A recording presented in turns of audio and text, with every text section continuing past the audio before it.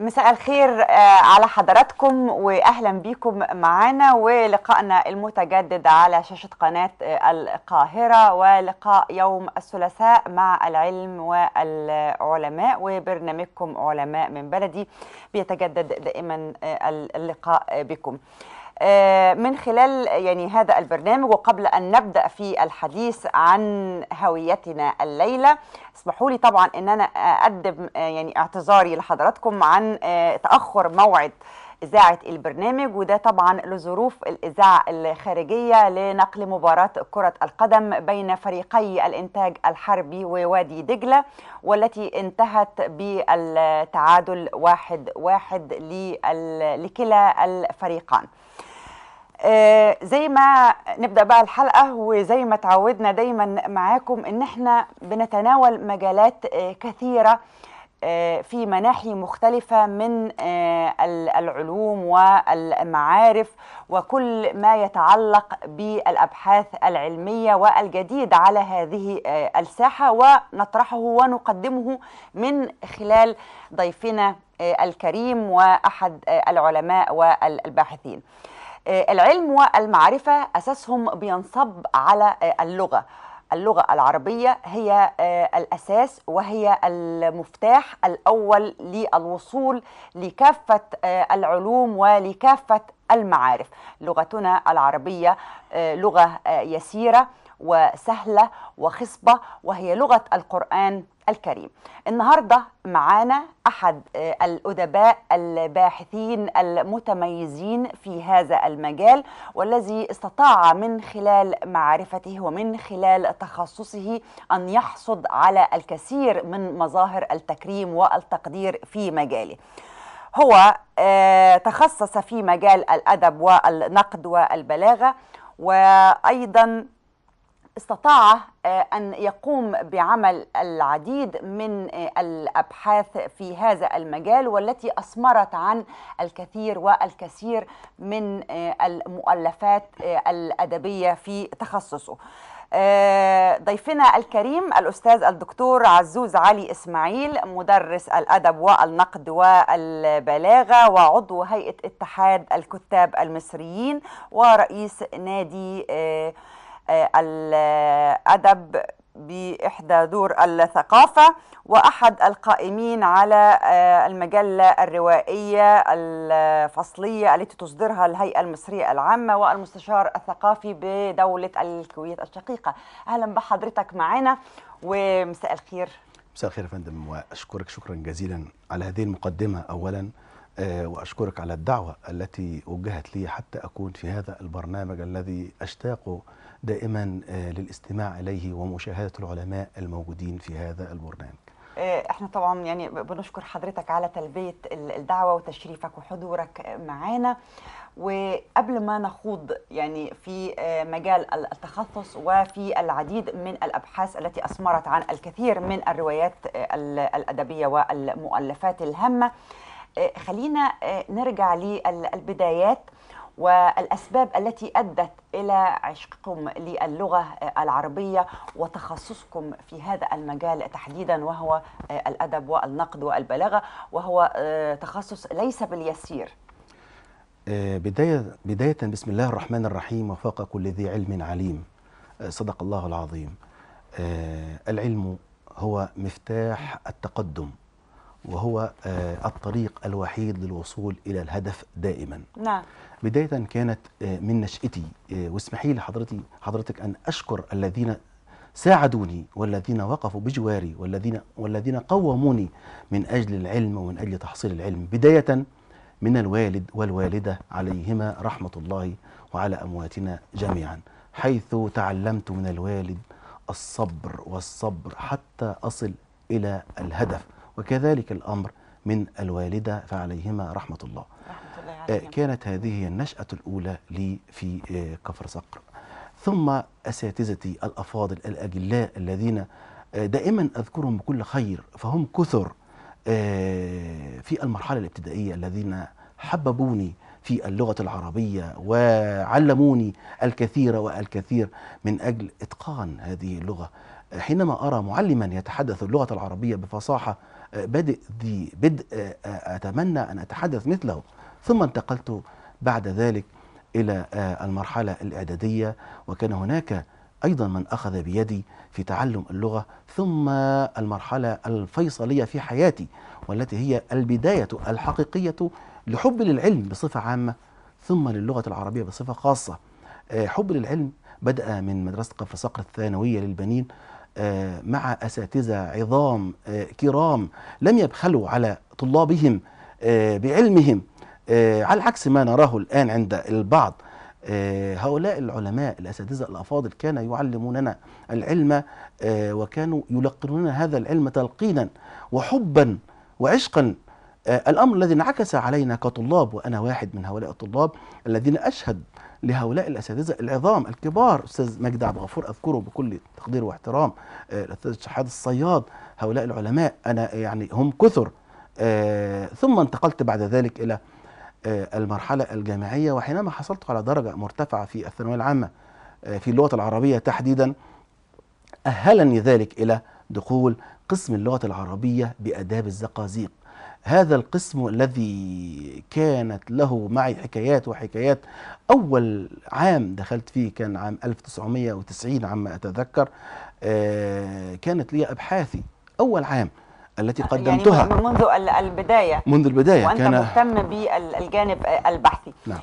يعني لاحظت في سياق حديثكم يعني بالامتنان وبالعرفان طبعا. لمن قاموا بالتدريس لكم، يعني سواء في المرحلة الابتدائية أو الإعدادية أو الثانوية إلى أن انتقلتم إلى الجامعة. وقبل هؤلاء كان التأسيس الوالد. وكان الأساس الوالد والوالدة نعم والإخوة. للوالد والوالدة رحمة الله عليهما. أنت هتخليني حضرتك كده أسألك السؤال بنظرة الأديب والباحث. العلاقة حاليا بين الطلاب والمعلمين، وبين الطالب الجامعي والأستاذ الجامعي، كيف تراها وكيف تصفها في سطور قليلة؟ بلا شك أن العلاقة بين الأستاذ والتلميذ في الوقت الحاضر غير العلاقة التي كانت بين الأستاذ والتلميذ في التسعينيات من القرن الماضي. كل شيء قد تغير. قد تكون التكنولوجيا سبب من الأسباب، ولكن هذا لا يجعلنا أن نبتعد عن القيم والمبادئ التي توارثناها عبر الأجيال.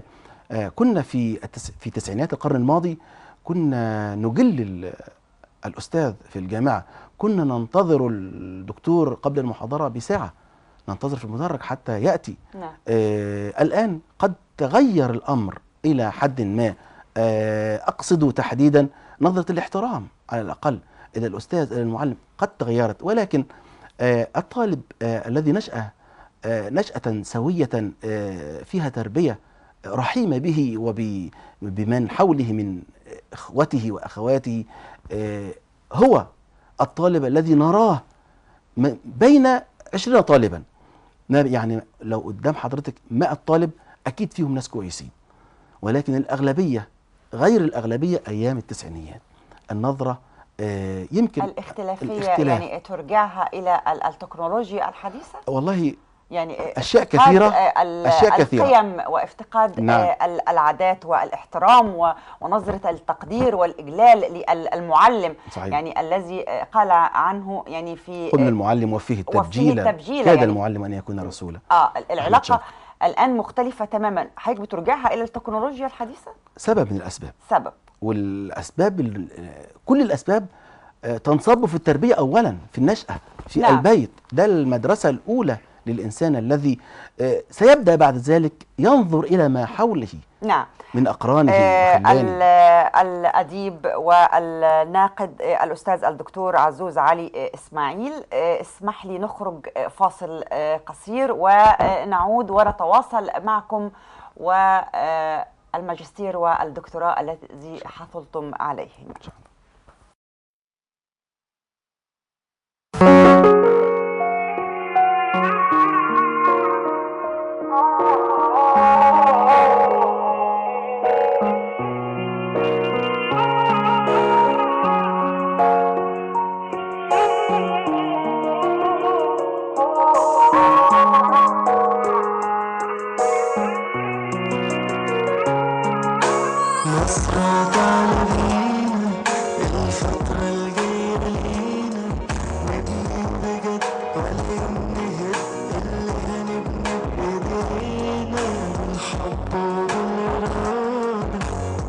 الصح هيبقى عارف، والمرحب فكر يسد طريقنا هيعدينا.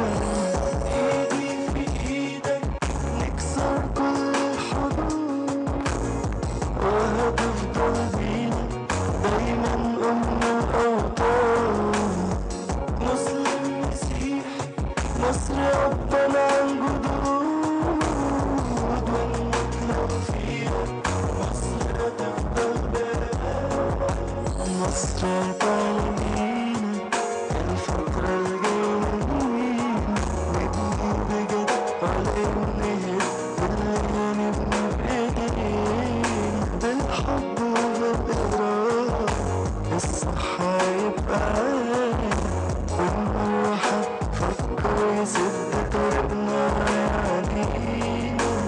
مصر هتعلمينا الفترة الجاية لينا، نبني بجد ولا إنها اللي هنبني بإيدينا.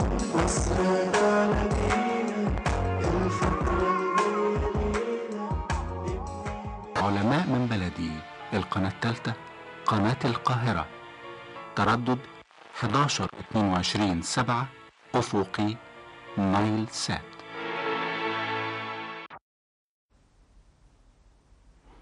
بنعود معكم مرة أخرى ومع الأستاذ الدكتور عزوز علي إسماعيل، أستاذ مدرس الأدب والنقد والبلاغة. توقفنا في الحديث عند كلية الآداب جامعة الزقازيق.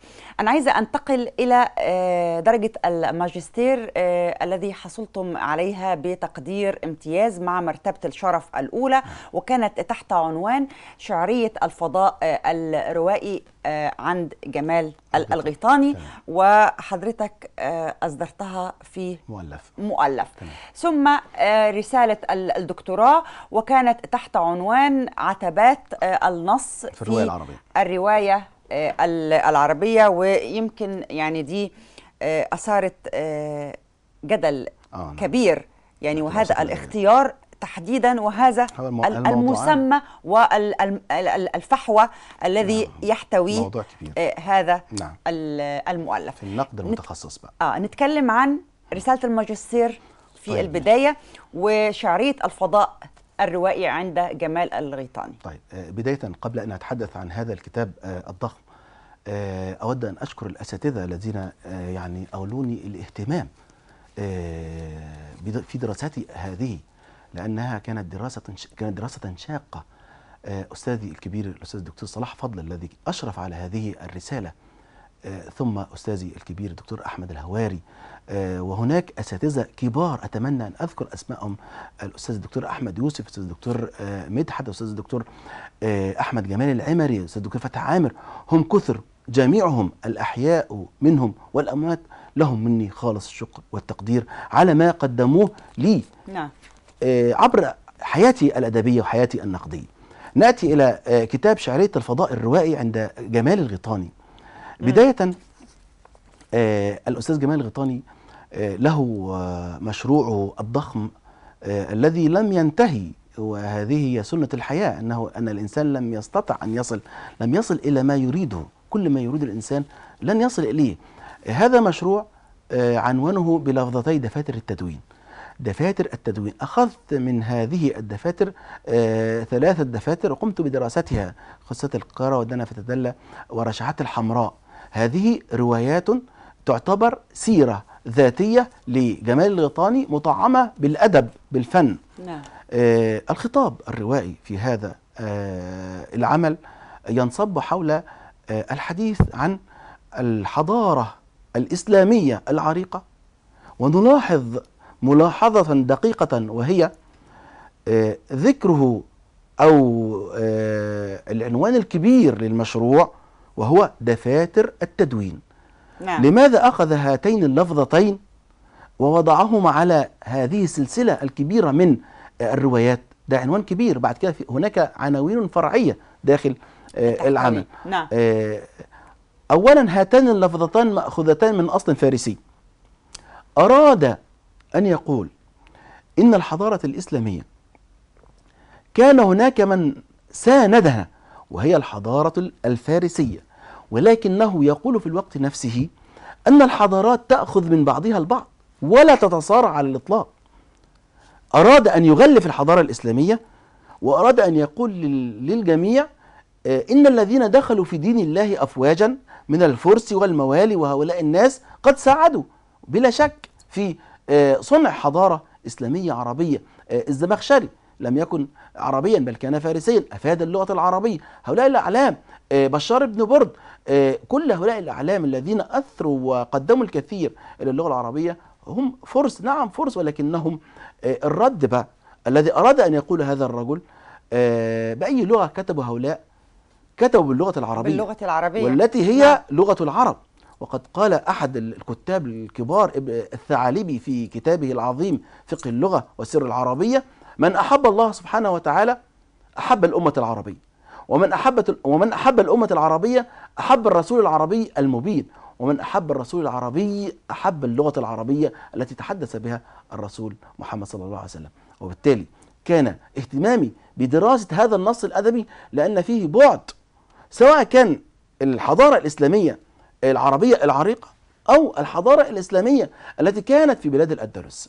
نعم، وقد يعني عزف هذا الوتر أن تمزج بين الفارسية والعربية وتوضح غلبة العربية صحيح على الفارسية. نعم، ليست الغلبة في الكتابة، في التدوين، نعم في التدوين، وليس في نعم في ثقافتهم. هو يعني بشكل عام أي حضارة تأخذ من الحضارة التي سبقتها. نعم. أراده الأستاذ جمال في هذه الأعمال برمتها أن يوضح لنا الثقافة العربية. أولا هذا الرجل متصوف صوفي متأثر بابن عربي وهؤلاء الصوفيين الكبار، ومتأثر أيضا بالمقريزي، بالتاريخ، بالعبق التاريخي القديم. لذلك أراد جمال الغيطاني من خلال عمله ومن خلال دفاتر التدوين هذه أن يبين لنا أن الأمة العربية أمة لها حضارة عظيمة يجب أن تقدر وأن تحترم. في خلال البحث درست العلاقة بين الزمان والمكان، والعلاقة التي بين الزمان والمكان في هذا العمل كما يقال عليها الزمكانية، وهذا مصطلح أول من أطلقه حتى يعلم الباحثون الجادون في هذا المضمار أن أول من أطلق هذا المصطلح هو ميخائيل بختين سنة 38. نعم. أي دراسة العلاقة الرابطة بين الزمان والمكان. طبعا هناك متلازمة أخرى وهو الإنسان الذي يعيش الحدث في المكان. نعم. فكانت هناك علاقة. يعني اسمح لي الدكتور عزوز، يعني هاتان البحثان، يعني هذان البحثين الكتابان يعني الماجستير والدكتوراه، تمام. ما مدى تأثيرهم على الثقافة المصرية والعربية، يعني الذي كنت تبتغيه؟ تمام. نبدأ بشعرية الفضاء الروائي. نعم. أولا لدينا 3 مصطلحات: شعرية الفضاء الروائي، يعني طلاسم. نود أن نفك واحدة واحدة. الشعرية أولا ده منهج تفسيري، تفسير النصوص، بعد أن عجزت البلاغة القديمة عن مسايرة النصوص وفك طلاسم النصوص، لابد من إيجاد مخرج كي نفسر النصوص وحتى نعرف ما بها من درر وياقوت وما إلى ذلك. فكانت الشعرية هي المخرج من ذلك. الشعرية هي قوانين الخطاب الأدبي، وظهرت أكثر حينما أراد الشكلانيون الروس وضع قوانين للخطاب الأدبي برمته. فكانت الشعرية كانت أرضا بكرا لم يطأها أحد، وبدأت مع بدايات القرن الماضي تقريبا أن تنحو نحو تفسير النصوص. والشعرية قد تختلف من نص إلى نص ومن عمل إلى عمل من خلال التفسير، فهي هي التي تبحث عن قوانين تساعد في تفسير النص الأدبي. وبالتالي أصبحت الشعرية الآن وفي هذا الزمان هي التي تساعد في فهم النص. أنا في هذا البحث تحديدا أتيت بشيء أتمنى أن يكون نظرية في الأدب، حتى أفسر نصا أدبيا موجودا وهو النص الروائي الذي كتبه الروائي. وليكن رواية من هذه الروايات تحدث فيها الأستاذ جمال الغيطاني عن قصر الحمراء الموجود في الأندلس. نعم. هذا القصر شيده العرب الأوائل، وكانت هناك حضارة عظيمة. حينما يتحدث عن هذا القصر فهو يريد أن يبين أكثر من شيء. الشيء الأول أن هناك حضارة عظيمة موجودة في هذه البلاد، وبقيت هناك آثار لهذه الحضارة، يجب أن نزور هذه الأماكن وأن نتعرف على هذه الحضارة التي اندثرت والتي خرجت من بلاد الأندلس ظلما وعدوانا، كأن لم يكن بين الحجون إلى الصفا أنيس ولم يسمر بمكة سامر. الحضارة الإسلامية التي خرجت من بلاد الأندلس. طبعا ثمة شيء انتهى إليه التاريخ الحديث، أن الإسلام إذا حل بمكان لن يخرج منه على الإطلاق، وكانت الأندلس هي الجزئية الوحيدة المستثناة من هذه القاعدة. حينما أقرأ لهذا الكاتب أنه يتحدث كيف أوظف الشعرية، كيف أوظف هذا المنهج التفسيري الجميل في فهم هذا النص تحديدا، من خلال معرفة أولا أتيت بشيء يسمى نعم. الظل الفضائي. نعم، أولا يعني كنت الفضاء أنتقل لهذا السؤال تحديدا، يعني وتناولكم لهذا المصطلح الذي يعني يمكن أن يكون بمستغرب أو بغريب على يعني أذن المشاهد أو المتابع. الفضاء سبيس، يعني الفضاء أنا درست العلاقة بين الفضاء والمكان. نعم. لابد أن نفرق بين هذين الشيئين. علاقة النجوم بالسماء المفتوحة. النجم هو جرم صغير في هذا الكون الفسيح. نضرب مثلا بهذا الاستوديو الرائع، هناك كاميرات وهناك جنود مجهولة خلف هذه الكاميرات. هذه الكاميرات وأماكننا التي نوجد بها هي أماكن داخل هذا الفضاء الفسيح. ما علاقة هذا المكان الذي أجلس فيه نعم بالفضاء المتسع؟ هي علاقة الجزء بالكل. نعم. فحينما يتحدث الكاتب عن جزئية في مكان هو يتحدث عن المكان من خلال هذا الجزء. نعم. إذن الشعرية هي الطريق لمعرفة النصوص ومعرفة هذا الإبداع عند الكتاب. نعم. ويجب على الباحثين الجدد أن يتمثلوا ويأخذوا الشعرية طريقا للبحث والتنقيب. بالتأكيد بالتأكيد دكتور عزوز. طيب ننتقل إلى يعني المؤلف الآخر، وهو كان بحثكم عن رسالة الدكتوراه، ويمكن يعني كان هذا الاختيار الأول من نوعه في جمهورية مصر العربية، وكما ذكرت في البداية أنه يعني أثار الكثير من التساؤلات ووضع الكثير من علامات الاستفهام. عتبات النص في الرواية العربية. طيب، أولا هذا الكتاب عتبات النص في الرواية العربية حاليا بيترجم في اللغتين، عفوا أنا لم أذكرهم، الفرنسية والإيطالية. يترجم إلى اللغة الفرنسية، ويترجمه أساتذة عظام في جامعة شارل دي جول بفرنسا. نعم. أشكرهم شكرا جزيلا لأنهم حبوا العمل. الأستاذ الدكتور يحيى الزكراوي، والأستاذ الدكتور كمال طيارة، والأستاذ الدكتور بطرس حايك، هؤلاء الأعلام أساتذة كبار في جامعة شارل دي جول، هم عاكفون الآن على ترجمة هذا العمل الشاق. نأتي إلى عتبات النص. ليه هذا الموضوع ولماذا أثار هذا الكم من التساؤلات؟ أولا لدينا في مصر هناك بحثان عن عتبة وحيدة وهي العنوان. نعم. الدكتور محمد فكري الجزار والدكتور محمد عويس يرحمه الله، الاثنان كتب عن عتبة واحدة وهي العنوان. جدير بنا أن ننوه ما العتبات. العتبات في الدراسات الأدبية هي المداخل للعمل، هي العنوان، هي الإهداء، هي التذييلات، هي الخواتيم، هي الهوامش، هي كل ما يطوف ويجول حول جسد النص. ولولا هذه العتبات ما كان النص. إذا نجرد النص ويصبح النص عريانا دون هذه العتبات، لن نفهم ما طبيعة هذا العمل. أولا لابد أن يكتب على العمل من خارجه، من على الغلاف. نعم. والغلاف ده طبعا ده حكاية لوحده. وهذه هي بقى العتبات يعني. نعم، هذه هي يعني عشان برضو نبقى ايه. نعم، العتبات بالصوت وبالصورة تمام. يعني عتبات النص في الرواية العربية. حضرتك تقصد الغلاف. الغلاف أول شيء، الغلاف تمام. والعنوان يعني اذا ودار كانت هناك النشر أيضاً هي نبذة عتبة من دور العتبات. النشر، تمام. اسم اسم الكاتب المؤلف. تمام. او الاديب او تمام. الشاعر. المؤلف ماشي. نعم. ده عتبة من العتبات. يعني مثلا حضرتك لما هذا هو المقصود يعني بهذا العنوان، عتبات النص في الرواية العربية. العربية. دراسة سيميولوجية سردية. نعم. طيب إذا العتبات عرفنا ما هي العتبات من عنوان وإهداء وتذيير وخواتيم وهوامش وكل ما يلحق بالنص. لدي معجم بإذن الله تعالى، أدعو الله سبحانه وتعالى أن أنتهي منه قريبا.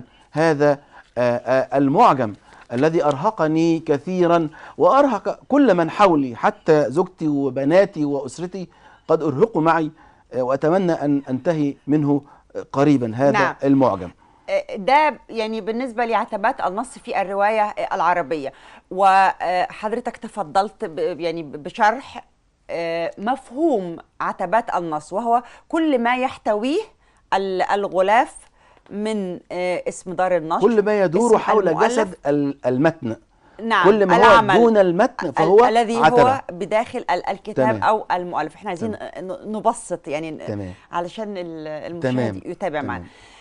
ده غير البحث الآخر يعني الذي قمتم به والذي له علاقة بالغلاف وما أولا يحتويه من رسم أو من صورة تعبر صحيح. عن المؤلف. صحيح. صح كده؟ برافو عليك، انت ذكرت الكتاب كويس. تاخد 10 من 10 النهارده. طب كويس. الغلاف بقى بمفرده هو عتبة من العتبات. نعم. الغلاف وعتبة، هناك فارق بين ما هو خارج الغلاف وبين ما هو داخل الغلاف. بمعنى أن الخارج المؤلف لما يكون خارج العمل أتحدث عن شخصيته، غير لما أتحدث عن المؤلف داخل هذا العمل، أحكم عليه بثقافته من خلال هذا العمل. أولا الغلاف ده له حكايات. أنا قعدت فترة طويلة مع المرحوم الأستاذ محمود الهندي أتلقى على يديه كيفية رسم الأغلفة. وهل هناك علاقة وطيدة بين الغلاف وبين العمل؟ نعم. هناك طبعا في نهاية البحث وباختصار شديد، الغلاف هو مدرسة من مدارس ثلاث. المدرسة الأولى أن يكون الغلاف هو ترجمة للعمل، هذه هي المدرسة الأولى، وغالبا ما تكون الترجمة خائنة كما نعلم، يعني لا تأتي بالتفاصيل الدقيقة. ثم المدرسة الثانية للغلاف، وهي أن يكون الغلاف زي ما طرح جيرار جينيت له باراتكست، يعني نصا، يعني نص موازي بالضبط للعمل. يعني الغلاف هو المعبر. يعني إذا نظرنا إلى أي أعمال درستها هنا، الدكتور وسيم الأعرج له عملان معي، طوق الياسمين وله سيدة المقام التي تتحدث عن مريم، تحدث عن الغلاف ومدى ارتباط هذا الغلاف بالمتن. هاتان مدرستان للغلاف، أن يكون الغلاف ترجمة، ثم أن يكون الغلاف نص موازي، يعني يعبر عن المتن بالضبط. نعم. ثم المدرسة الثالثة وهي أن يكون الغلاف مباغتا للمتلقي، وده مدرسة من المدارس، يعني ليست له علاقة بما هو داخل العمل، ودي مدرسة قائمة من مدارس الغلاف. هنا وفي هذه الدراسة تحديدا حاولت أن أربط بين ثقافتين، بين ثقافة الفنان كفنان وكرسام، وبين ثقافة الكاتب. نعم. وهنا تبدو مشكلة. طب أي المدارس التي تغلب يعني لدينا؟ المدارس تغلب على يعني كما هو شائع هي المدرسة الثانية، وهي أن يكون الغلاف نص موازي، يعني بالضبط يأتي بالعمل. يعني مثلا لنا في طوق الياسمين لدكتور وسيم الأعرج نفس الحكاية. سيدة المقام في هذه الرواية تحديدا يتحدث الدكتور وسيم الأعرج، ده طبعا ده أستاذ كبير في جامعة السوربون، يتحدث عن مريم. طبعا هو بيتحدث عن الجزائر وثورة الجزائر وما إلى ذلك، وكان يحب فتاة اسمها مريم. طبعا كل الفتيات في أعمال وسيم الأعرج تسمى بمريم، وقد قابلته في مؤتمر في الكويت يعني وسألته، هذا المسمى له دلالة خاصة؟ طبعا وسألته في هذه الجزئية لماذا الفتاة المشهورة أو البطلة التي تستخدمها دائما مريم في أعمالك الأدبية هي مريم؟ فقال لي سئل فلوبير من هي مدام بوفاري. فلوبير غوستاف فلوبير هو كاتب مدام بوفاري رواية، فقال مدام بوفاري هي أنا. ده فلوبير قال هذا الكلام، فقلت إذن مريم هي الدكتور وسيم الأعرج؟ قال نعم هي أنا، وهي رمز للهشاشة العربية، وهي رمز للضعف العربي، وهي فوق ذلك كله هي رمز للسيدة مريم العذراء ضعيفة البتول عليها السلام. إذن الغلاف له حكاياته وله له نعم، أساليبه. ولكن يعني الأقرب يعني بالنسبة للتطبيق لدينا أو هنا مشكلة لابد هي المدرسة الثانية، لأنها يعني ولكن بتعبر أو لو بتكون حضرتك قريبة إلى النص. تمام، لو حضرتك أعطيتي رواية لك لأي فنان في الشارع، لأي رسام، ماذا سيرسم؟ لابد أن يكون الرسام فاهما للعمل المكتوب حتى يقوم برسم غلاف متماشي مع هذا العمل، وحتى يكون هذا الغلاف يعني له حتى يستطيع ترجمته من خلال رسمه. من خلال رسمه. نعم، ببساطة. إذن الفنان عليه دور بالتأكيد. وهنا يعني إذا لم يكن قارئ للعمل ووصلت إليه الفكرة صحيح. الذي يبتغيها الكاتب أو المؤلف أو الروائي أو في هنا الأديب، مجموعة من الأغلفة ممكن حضرتك بالتالي بيكون هناك تباعد. يعني أنا عايزة أنتقل معك لأبحاث يعني أو لموضوعات أخرى، وخاصة موضوع التمر أو البحث الخاص عن التمر عشان الوقت. تمام. هل رصدتم في هذا البحث أغلفة بعيدة تماما عن نعم. فحوى نعم. العمل؟ وكان تحت أي نعم. عنوان؟ دكتورة رضوى عاشور، قطعة من أوروبا. ليس هناك علاقة بين هذه الرسمة نعم. وبين طب ولما هذا يعني الغلاف تحديدا تم اختياري وتم الموافقة عليه؟ يعني قطعة من أوروبا، يعني قد تحيك إلى وددت أن تكون هناك يعني الأغلفة مختلفة إلى حد ما. هنا في ترجمة لا يعني أنا عارفة حضرتك ليه اخترت يعني أشكال مختلفة من الأغلفة علشان حتى يكون الدراسة كاملة تدعم يعني الدراسة. صحيح. وتدلل على أن هناك أكثر من مدرسة رؤية وهناك تمام تمام. الاسم الخاص بالرواية التي يعني ذكرتها للمؤلفة بعيدة كل البعد، من أوروبا. قطعة من أوروبا. هي تتحدث يعني عن هنا صورة فتاة هي يعني تتحدث الدكتورة رضوى عاشور الله يرحمها تتحدث عن القاهرة، ولكن حينما تتحدث عن القاهرة لم تأتي بصورة. أولا الرواية كان عليها نقد شديد، وهو نقد يعني نقد علمي. نعم. أنها تحدثت في نصف العمل عن مصر ودور مصر العظيم، وكيف أن الخديوي أراد أن تكون مصر قطعة من أوروبا وما إلى ذلك. تمام. بينما النصف الآخر كان بعيدا كل البعد عن العنوان، تحدثت عن فلسطين وما إلى ذلك. طبعا هناك نقد لهذا يعني وجه إلى هذا العمل، ولكن احنا يعني نتحدث في هذه الجزئية عن الغلاف، وأن هناك أكثر من مدرسة ومدرسة من للغلاف، رؤية ويجب أن يعلمها الرسام أيضا، الرسام وللفنان الذي يقوم بترجمة هناك ربط بين الفن والأدب، غلاف الكتب. هنا تلتقي ثقافتان، ثقافة الفنان الرسام ثم ثقافة الكاتب المبدع. وهنا مشكلة، وهي قد يتدخل صاحب دار النشر في وضع غلاف يعني استثماري من الآخر ليكون جاذبا للمتلقي. وهنا تبدو معضلة. نعم. الكاتب قد لا يستطيع أن يطبع على حسابه، فيتدخل الناشر بهذا الأمر. نعم. فيقع يعني تحت رحمة الناشر، لأن تمام. ليس لديه مقدرة لكي يقوم بنشر العمل على نفقته الخاصة. تمام. طيب سؤال سريع كده دكتور قبل ما انتقل للبحث اللي عايزة يعني أتناوله مع حضرتك. هل ترى أن التكنولوجيا الحديثة والميديا حاليا لها بريق جذاب أكثر من أن أنا يعني أروح لمكتبة أو أن أنا صور الأسبكية وادور على يعني هل الكتاب ورقي الرقمي أم الورقي؟ الكتاب الورقي ده ما زال يحظى بنفس طبعا الاهتمام أم تراجع يعني بالنسبة للمبيعات؟ بلا شك بلا شك الكتاب الرقمي أي الكتاب الموجود على الإنترنت ده أخذ حيز، وخاصة مع جيل الشباب اللي لسه طالع شوية، لكن متعة القراءة موجودة. والدليل أنها موجودة أن هناك يعني الكتاب بتاعي نفد من الهيئة العامة للكتاب. نعم. أقل من سنتين، يعني هناك قراء للكتاب الورقي.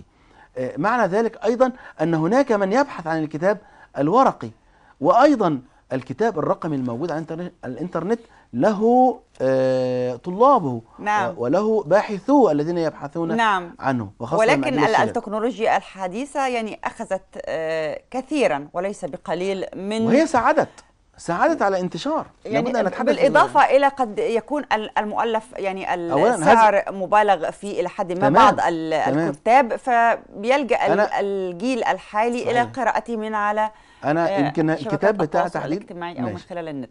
الكتب بتاعتي يعني بيجي لي ناس من العراق يبعتوا لي: يا دكتور عايزين الكتاب، ما العمل؟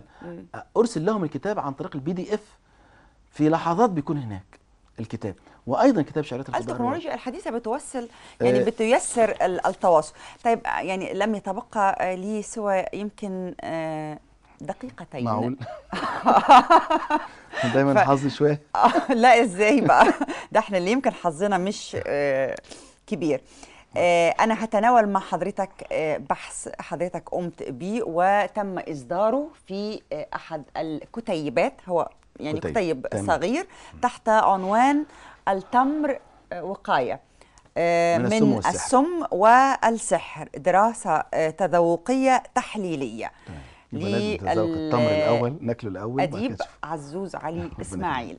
دكتور، طبعا يعني هناك حديث عن الرسول صلى الله عليه وسلم بيوصي بتناول القمح عفوا التمر، ولكن العدد يكون مفردا 7 تمرات. تمام.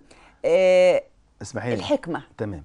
أولا أنا أتحدث في هذا الكتاب عن تمر العجوة، وهو نوع من أنواع التمور لا تثمر شجرته التي هي النخلة إلا في المدينة المنورة، طبقا للحديث الشريف الذي قاله المصطفى صلى الله عليه وسلم: من تصبح ب7 تمرات عجوى المدينة لم يصب بسم ولا سحر. نعم. والحديث بصيغة أخرى: من تصبح ب7 تمرات من بين لابتي المدينة أولها وآخرها نعم. لم يصب بسم ولا سحر. لابد وأن نجزم وأن نقول إن هذا الكلام صادق لسبب، وهو أن الله سبحانه وتعالى قد أيد رسوله الكريم في قوله تعالى: وما ينطق عن الهوى. نعم. إذا كان الرسول صلى الله عليه وسلم قال هذا الكلام يجب أن نأخذه على محمل التصديق ومحمل الجد. فإذا قال: من تصبح ب7 تمرات عجوى المدينة لم يصب بسم ولا سحر، علينا أن نبحث. هذا الكتيب هو دعوة للعلماء والمختصين في المعامل العلمية أن يخضعوا تمرة العجوة إلى البحث والمعرفة. طيب حتى من خلال بحثكم يعني توصلتم إلى الجانب العلمي، يعني في تناول 7 تمرات تمام. تحديدا. أنا تناولت الجانب الأدبي، الجانب الأدبي وليس ولكن بتدعو العلماء يعني أن يقوموا بالبحث في هذا الجانب. وفي نفس الوقت هناك علماء آخرون في الغرب خصيصا، وأحد اليهود كمان اسمه ولدمير له أكثر من بحث عنوانه 7 تمرات عجوة. توصل إلى ماذا؟ توصل إلى أن 7 تمرات إذا أكلها الإنسان على الريق صباحا تستمر الفعالية لمدة 12 ساعة. 12 ساعة كما أخبر الرسول. وترسل هذه التمرات أشعة زرقاء تغلف هذا الجسد من الداخل، يعني تعمل على كأنها هي برضو دعوة كده للتذكرة. احنا أيام وهينقضي شهر شعبان الكريم ويهل علينا شهر رمضان بخير، وإن شاء الله كل سنة وحضراتكم دايما بخير. فلابد من يعني تناول التمر قبل. أكيد طبعا. يعني تناول وجبة الإفطار، يعني لأنه له يعني قيمة غذائية وفوائد صحية أيضا. طبعا طبعا. ده أنا بقول لحضرتك حديث: ومن العجيب والعجائب جمة قرب الدواء وما إليه وصوله. نعم. كالعيس في البيداء يقتلها الظما والماء فوق ظهورها محمول. الله. هناك حديث عظيم من الرسول صلى الله عليه وسلم: زار سعد بن أبي وقاص ووضع يده على صدره فقال لسعد: إنك رجل مفقود. وانظر إلى هذا الحديث جيدا. نعم. فأتي الحارث ابن كلدة فإنه من ثقيف رجل يتطبب، يعني هو دكتور طبيب. مفقود. مفقود يعني نعم، يعني مفقود يعني مصاب في فؤاده. مفقود. تمام كده. عفوا مفقود. فيكمل للرسول الحديث: فأتي الحارث ابن كلدة فإنه رجل يتطبب. ماذا يفعل؟ يأخذ 7 تمرات عجوة ثم فليجأهن، وعبارة يجأهن يعني يطحنهم في بعض كده، فليجأهن ثم ليلدك بهن، يعني تشربهم تاكلهم. ده يتناول. وده علاج للقلب. طبعا احاديث كثيره، يكفينا ربنا سبحانه وتعالى حينما قال والنخل باسقات لا طلع نضيد شموخ كالنخيل عن الاحقاد مرتفعا ترمى بحجر فتعطي اطيب الثمر. نعم. النخله وعظمه النخله طبعا موجوده عبر التاريخ، وانا اشعر الوقت يعني ما زال لدينا يعني للأسف انتهى الوقت، وكان هناك يعني الكثير من الأبحاث التي كنا نود يعني أن نطرحها ونتناولها معكم من خلال لقائنا، ولكن يعني أنا بشكر حضرتك شكرا جزيلا على وجودك وعلى تشريفك لينا النهاردة، الأديب والباحث المتميز الأستاذ الدكتور عزوز علي إسماعيل، مدرس الأدب والنقد والبلاغة، وأيضا عضو هيئة اتحاد الكتاب المصريين ورئيس نادي الأدب بمكتبة الدقي الثقافية، وأحد القائمين على مجلة الرواية الفصلية التي تصدرها الهيئة المصرية العامة للكتاب، والمستشار الثقافي بدولة الكويت. بشكر حضرتك. أنا بالنسبة للمستشار الثقافي كنت أنا مستشار، لأن عشت فترة في الكويت لأحد الشخصيات اللي هناك في الكويت. يعني لو أنا تركت الكويت من فترة يعني. مستشار ثقافي، لو توليتم يعني منصب في الثقافة في مصر سريعا، ماذا تنوي أن تغير في وجهة الثقافة وفي ترغيب وتحبيب الجيل الحالي للقراءة مرة أخرى والتحدث باللغة العربية؟ تمام. القراءة يجب أن تكون في كل مكان، في المدارس، في القطارات، في محطات القطارات. لك أن تتخيلي أن لدينا في مصر 575 قصر ثقافة. هذه القصور لن تستغل على الشكل الذي نريده نحن، المبتغى يعني أو المبتغى منه، ولكن نريد من وزير الثقافة أن يفعل دور هذه القصور على الأقل. نعم، لأن كان يعني فيما مضى كان ليها دور في عرض الأفلام على الأقل، في عرض أشياء كثيرة يعني وندوات أدبية وثقافية تتعلق بالثقافة تقدم الكثير للبراعم وللنشء. مصر عظيمة أستاذة داليا، مصر عظيمة. نعم. مصر عظيمة بأبنائها بمثقفيها بعلمائها، لا نبخل عليها بمثل هذه القصور وتقديم ما شوف يعني حضرتك يعني تناولت قضية مهمة جدا، لابد من تفعيل صحيح. دور الثقافة أو القصور الثقافة تحديدا مرة أخرى. أنا بشكرك شكرا جزيلا، بعتذر عشان وقتي، بشكر كل متابعينا ومشاهدينا. كان معانا النهاردة الكاتب والأديب والباحث المتميز الأستاذ الدكتور عزوز علي إسماعيل، مدرس الأدب والنقد والبلاغة. بشكركم، وإن شاء الله بلقاكم في الأسبوع القادم مع عالم جديد ينضم إلى منظومة علماء من بلدي، إلى أن يتجدد بنا وبكم اللقاء. لكم كل الشكر والتقدير والتحية مني ومن مخرجة البرنامج عبير الحلبي.